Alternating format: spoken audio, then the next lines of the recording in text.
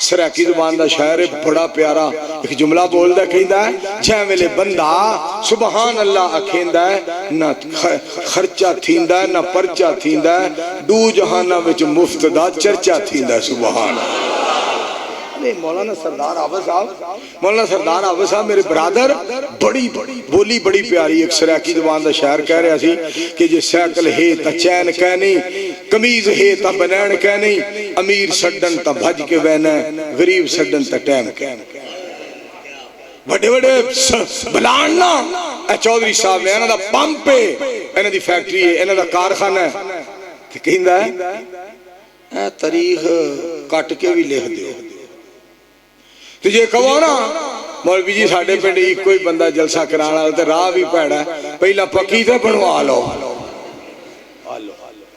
वो पक्की बनदियां पता नहीं ये सारे पक जान, तो तू इन्हें मौलवी भावे तरक जाए, माल कट्ठा कर करके तू भावे तरक जाए, ये भावे पक्की नूं अडीक दे पक जान।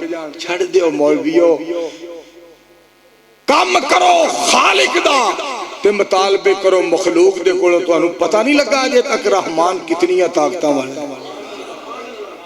कम खालिक दा करो, मुतालबे मखलूक कोलों करो।